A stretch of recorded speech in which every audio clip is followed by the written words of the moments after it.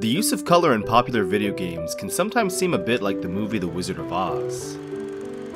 Things kicked off with little or no color at all, but soon the landscape transformed into one of bright, vivid, fantastic colors, only to fade back to shades of gray.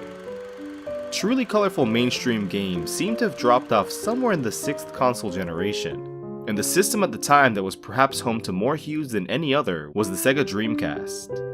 Nearly every game I own on the system is a chromatic tour de force, regardless of genre or whether the publisher was big or small. There was no lack of colorful games on the Dreamcast for sure, but one of its brightest and most brilliant titles is sadly one that never had the chance to shine outside of Japan. One of Sega's very own efforts at that. Napple Tale, Arcia and Daydream. Napple Tale was published in the year 2000 and developed by Chime, a small studio that only worked on several other titles, including Sega Saturn Japanese exclusives Dragon Force 2 and Terra Fantastica.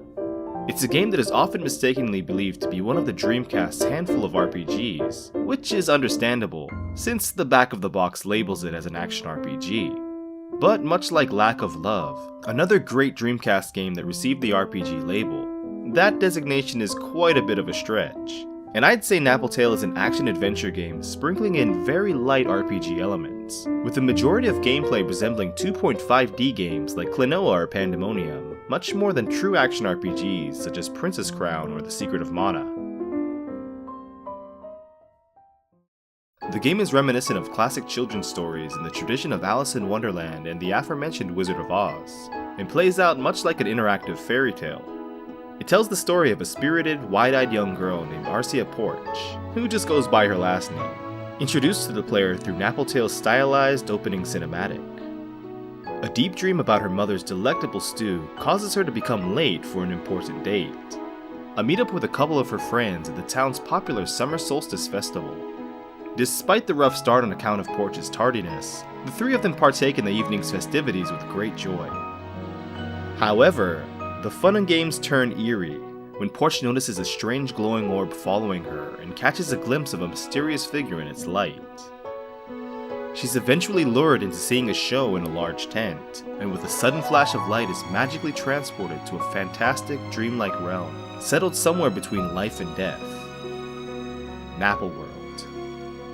The mysterious figure Porch saw out of the corner of her eye at the Summer Solstice Festival is a meek little guy named Straynap, whom she'll ultimately refer to as SM for short. His job is that of a Tama guide, or spirit guide, in charge of escorting people from one life to the next, and it is his doing that brought Porch to Napple World. However, it turns out that Porch wasn't meant to arrive in Napple World just yet, as she's the unfortunate victim of mistaken identity. Straynap is a greenhorn just starting out, and screwed up his first assignment big time by confusing the bubbly teenage girl with someone who has a similar name, Porche. A cat. How embarrassing. Thankfully, Porch can return to her own world, but only after reuniting with the 6 petals that departed from her body when crossing over into Napple World. The petals are fairies that live inside of her, which sort of represent her life essence, and are now spread out and hidden in all corners of the Dreamworld's landscape. Straynap takes full responsibility for his grave error, and vows to help Porch in any and every way he can to find her petals and see her back to the real world. The story unfolds through the eyes of Porch and her many encounters with the whimsical and oftentimes plain-out odd inhabitants of Napple World, either via dialogue or cutscenes resembling a children's picture book. In addition to the side-scrolling action platforming gameplay mentioned earlier, Napple Tale also features free-roaming adventure elements. At the center of Napple World is a town called, what else, Napple Town, which serves as a hub to the various locales across this strange land, and is also where many of the inhabitants of Napple World call home. The misplaced Porch takes up temporary residence at 13 Ice, Straynap's house, which also doubles as a location for his ice cream business. Before she even has a chance to settle and take in her situation, Porch is introduced to a fellow named Piero in his large circus tent in order to learn the various actions she can perform in Napple World via a tutorial section. First off, she can jump with the press of the A button, which can be pressed again to perform a double jump. There are a lot of objects out in the world that Porch can interact with, such as trampolines that boost her jump, and floating lifts that she'll grab onto that propel her to higher ground. Out in the wild, there are hostile creatures called Chimera, who can be dealt with by a simple press of the X button, which swings the oversized racket Porch carries around with her pretty much everywhere she goes. While this action is primarily used as a melee attack, it can also be used to deflect projectiles, as well as activate certain switches. Although the paths of each action stage in Napple Tale typically go from left to right and vice versa, unlike many 2.5D platformers, movement in these areas is not limited to just a single plane. The playable game space is narrow, yet wide enough to allow Porch to move in any direction, which is a core part of the game design. The controls in this game feel just right, and platforming is spot on and never frustrating.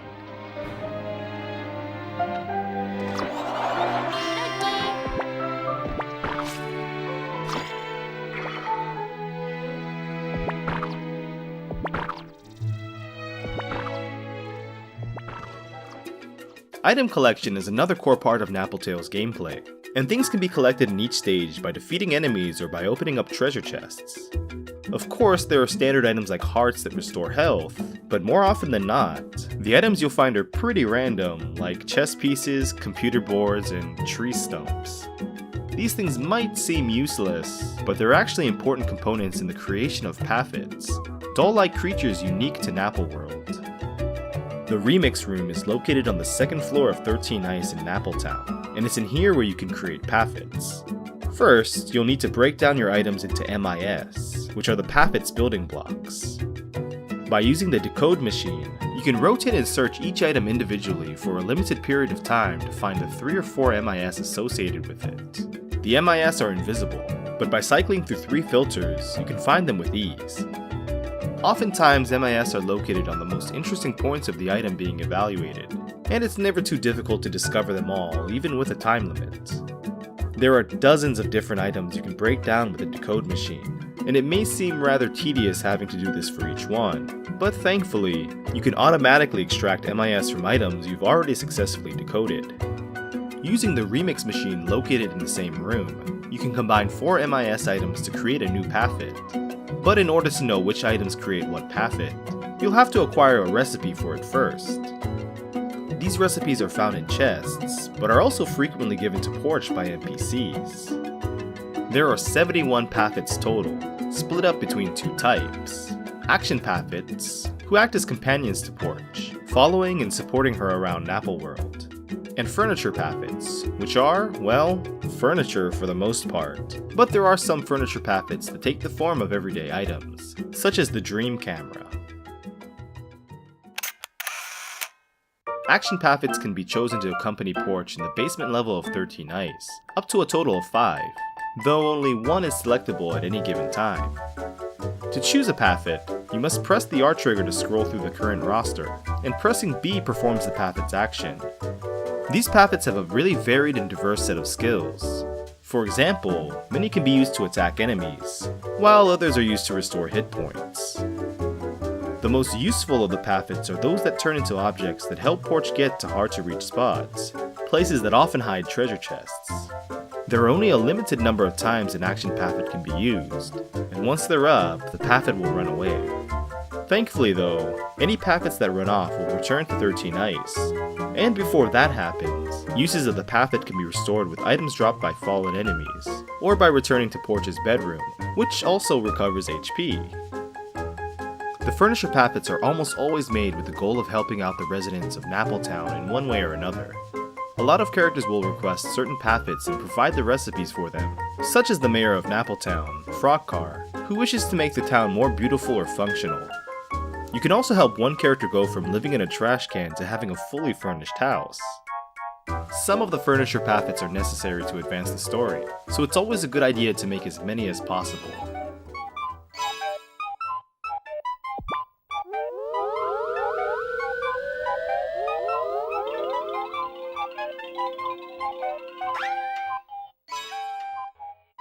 You'll usually receive an item from characters after completing their requests, but one of the better rewards for helping out the people of Napple Town comes in the form of Napple Seeds, which are given to Porch by the church druid every now and then as she helps the townfolk. Napple Seeds are automatically planted in a pot in Porch's room whenever she returns there, where a plant will steadily grow until 4 are collected, which increases Porch's HP limit by 1. Most of the game's Napple seeds are found in action map treasure chests, but if you want to maximize the health bar, you'll have to complete all Furniture Paffet side quests. Collecting money is a pretty common staple of platforming games, so it's no surprise that Napple Tale also contains this feature. There are coins scattered about every level, and money bags which are dropped by decoy Pamera treasure chests. Coins can be used at a crank-up capsule machine housed in the collection room, which is right next to the remix room on 13 Ice's second floor. Porch can cash in 10 coins for a chance to receive a random item from this machine, a few of which are the coveted Napple seeds, and she can also get items to use in the decode machine. However, chances are she'll get one of several types of cards, optional collectibles in Napple Tale. An overwhelming majority of cards are only attainable through the crank-up machine, though certain ones are acquired from treasure chests and by completing side quests. There are hundreds of cards to collect, all of which can be viewed right there in the collection room. The Character, Paffet, and Pamera collections contain info on friends and foes, but also allow you to view their 3D models with the ability to rotate and zoom in and out. Map cards are all about the various locales of Napple World, and art cards feature a lot of amazing promotional art from the game, as well as a nice amount of concept sketches. Finally, music cards let you listen to any of the songs from Napple Tale's impressive soundtrack, which was composed by the famed Yoko Kanno, who has a prolific body of work in television and movies, commercials, J-pop, and perhaps what she is most famous for around the world, anime. In my opinion, her music is some of the most underrated on the planet, as is this game's OST. Every single track played throughout the game amplifies the mood and experience just perfectly, and it's arguable that the music in Napple Tale is its single greatest asset. There are several vocal tracks that feature the talents of one of Kanno's frequent collaborators, popular voice actress and singer Maya Sakamoto, who also provides the in-game voice of Porch. The Dreamcast has a huge library of games with phenomenal music, so it's no small compliment when I say that Napple Tale's score is among the best on the system. Hell, I'd say it's one of the best video game soundtracks ever put together, period. I know I'm definitely not alone on that one, and even Sega realized how great the music is in Napple Tale by including the elusive fan-favorite track, Folly Fall, in SegaCon Volume 2, the latter half of a 6-CD compilation released in 2001 that collects the very best music from the company's long and storied history of published games. Nappletown is divided into 4 parts, each with a street that leads to a gate where you can play the level of your choice via a map, of which there are 3 total per gate. Time functions differently in Napple World than it does in the real world, so seasons occur simultaneously but in different areas. Each division of the town and the action stages attached to it take place in one of the 4 seasons. The game starts off fittingly in the spring area, Cherryfront Street. The first accessible stage is New Year's Day, which begins in the death throes of winter, opening up to the lush greens of spring and culminating in a drop down an enormous waterfall. The Wild Wind is a personal favorite of mine, probably because it reminds me so much of the first level in Klonoa. Porch will move along floating islands, climb a mountain, and pass through windmills, at times being carried by the wind. At the end of the area, she'll ride a giant windfish to another place, where she'll have to carefully cross a bridge of musical notes. The final area in spring is Wonderbed, which is set in the dream of a character named Alice, who's based on the heroine from Alice's adventures in Wonderland. This level is made up of a series of giant tree branches cluttered with oversized objects based on things found in Alice's bedroom. The summer stages are accessible from Ocean Blue Street, the first of them being Ajisai, a level taking place on a large circular fountain surrounded by water and blooming flowers. The next stage, One Summer, starts off as a stroll on the beach, but soon takes Porch through a giant wall of water, where hostile giant crabs await to strike without notice. And to conclude this area, Porch will hop across the rooftops of the town, during what looks to be the summer solstice celebration she was so abruptly whisked away from in Festival Night. The festive theme isn't just for show, as several portions of this level require Porch to participate in some fun and dangerous carnival games. The Autumn Gate is accessed from Rouge Leaf Street, and the introductory Autumn action map is red and gold, which features a humongous tree in the background, with the level itself consisting of walkways around and inside the tree in order to reach higher ground. The Moaning Well is a long, twisting path down a big well filled with dangers and a few minecart-like rides on water slides. The last of Autumn's 3 stages is the Secret Garden, a land that rests in the wandering heart of its creator, a young girl named Cecil. In this stage, Porch will need to clear 3 separate trials to unlock a door to reach the center of the garden, where she can help the troubled Cecil discover herself once more. The last season, of course, is Winter, which is associated with Silverline Street. Fjordland makes great use of its carnival setting by featuring a range of fantastic colors, as well as Ferris wheel and bouncy balloon platforming sections, ending the festivities with a thrilling roller coaster ride that can be seen taking up the entire background throughout most of the level. Snow Corridor and Ice Month, despite its odd name, is a beautiful stage up an icy path littered with obstacles such as giant snowballs, and also has one of the best BGMs in the entire game. And finally, the Crystal Palace involves Porch making an arduous trip up the spiraling path of the tall fortress, and then a slippery journey across an icy bridge to the structure that is part of the stage's namesake. Completing the main stages of each season comes with the added bonus of changing the aesthetics and music of Napple Tale, allowing the 4 divisions to flourish in their respective seasons. Most action stages are pretty linear, but there are a few stages which break from the standard platformer formula by giving a bit of freedom on how to complete the level. There's a 3D minimap on the bottom right of the screen, and score and time is displayed on the Dreamcast VMU. High scores for each stage can be viewed in the collection room, though there's no real point to improving the scores other than to test your own skills. Within most action stages are buildings and characters that are also found in Napple Town. It's a strange idiosyncrasy in Napple Tale, as both the Napple Town and seasonal versions of each character are separate entities that are aware of each other and also share a kind of physical and spiritual link.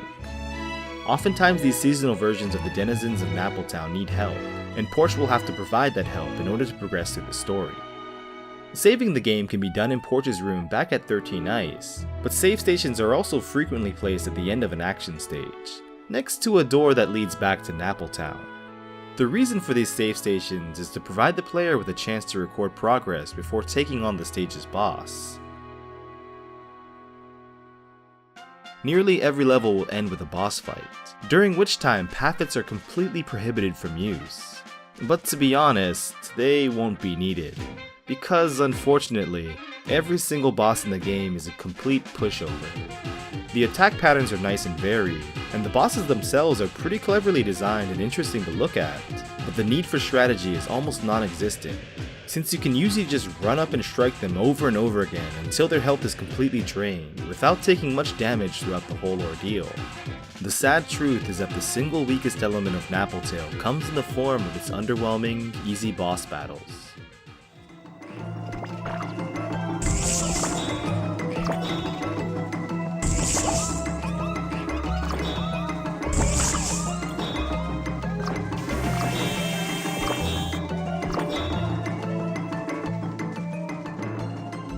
Four of the petals that Porch and Straynap are searching for are found after beating and completing all of the necessary requirements for the main levels, and 2 are received from helping Alice and Cecil overcome their personal difficulties in their respective stages. Once all 6 petals are recovered, it's finally time for Porch to return to her world. Before she goes, a big party is held in Napple Town, attended by all of Porch's new friends, whom she'll now have to bid farewell to. It's a bittersweet gathering, since she'll definitely miss Napple World and all the people she has come to know. But she has her own home in the real world, and it's been way too long since she's gotten to taste her mother's amazing stew.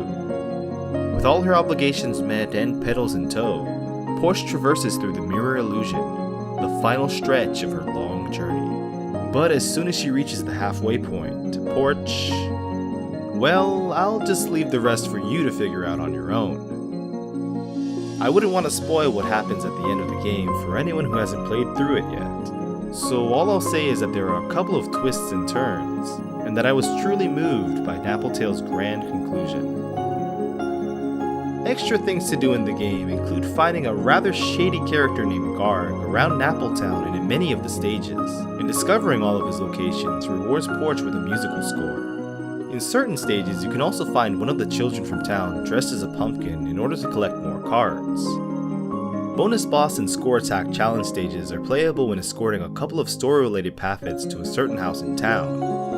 On the main menu, all the standard settings are available to tweak, but there's also an option for the Dream Passport 3 that would have taken you to the Napple Tale homepage back in the Dreamcast's heyday. An extra Pappet challenge feature was also available for download there, but, well, yeah, good luck getting a hold of that now.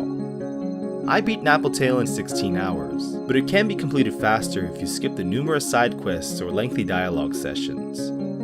I remember hearing about this game way back when I was in high school, in an issue of Official Dreamcast magazine, and from that point I always longed to play it.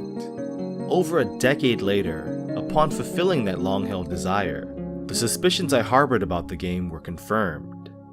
Dreamcast fans outside of Japan really missed out on a gem of a game. Napple Tale is a remarkable experience, full of charm, fun, and heart. I can easily say that it's one of the true classics on the Dreamcast, a system that has more classics than I can count fingers on my hands and toes on my feet. Perhaps more than any other game I've covered with Import Gaming for the win. It's a real shame this one never had the chance to spread its wings wider than it did. Napple Tale can be one of the more expensive and difficult to find Japanese Dreamcast titles, but I feel it's definitely worth the price and effort to track a copy down. If you absolutely cannot play the game for whatever reason, you should at least make an attempt to listen to its wonderful soundtrack. Your ears will thank you. Anyway, as always, thank you for watching this episode of Import Gaming for the win. 30 episodes in. My, how time flies. I wonder if I have it in me for 30 more. Well, until next time, this is Jimmy Hapa, a man who's already lost all of his pedals from years of debauchery. Yeah, take care.